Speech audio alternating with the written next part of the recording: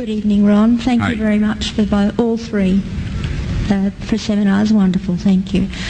My question is that you said that you had the blood of our Lord examined by the Israelis. That's correct. What was their determination of that? Okay. Now, we won't be able to take second questions. I'm sorry if you're on your second one, please just step out. I love you, but we're running out of time. Real quickly, okay. Dried blood is dead blood. Everybody knows that, all right? They can test the blood of the pharaohs, the mummies of the pharaohs, all right? There's certain things they can do.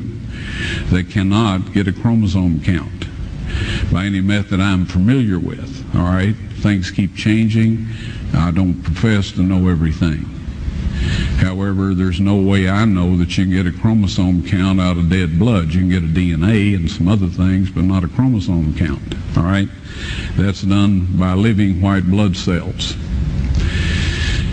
Now then, first of all, in this analysis, I took the blood into a laboratory in Israel. I asked one of the people I work with in antiquities, where is a good laboratory that does reliable work?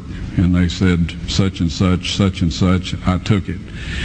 I just said, please examine this blood and tell me what you can tell me about it.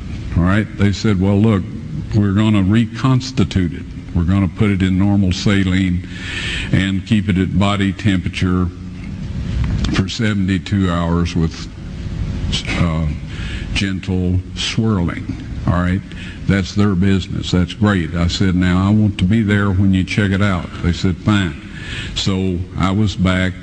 They checked it out. I said, now, they said it's human blood. We can tell that. They did whatever tests they need to do.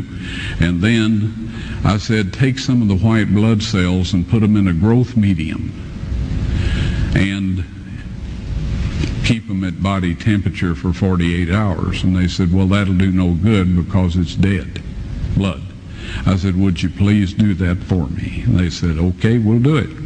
So anyway, I said, I want to be there when you take it out and examine it. So I was back there. They took it out, examined it under a microscope, and the one technician called the other one over there, and then they called the boss over there, and they were talking Hebrew a mile a minute there for a little bit, and they looked at me and they said, Mr. Wyatt, this human blood only has 24 chromosomes in it.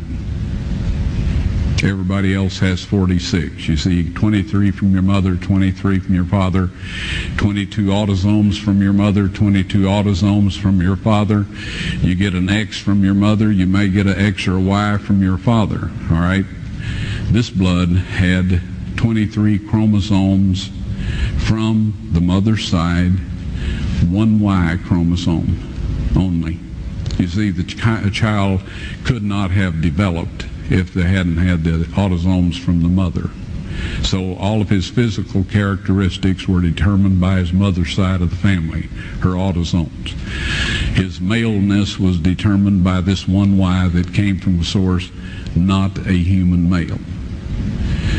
Then they said, this blood is alive.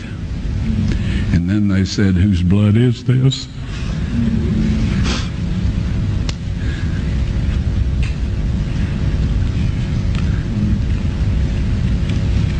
I said, it's the blood of your Messiah.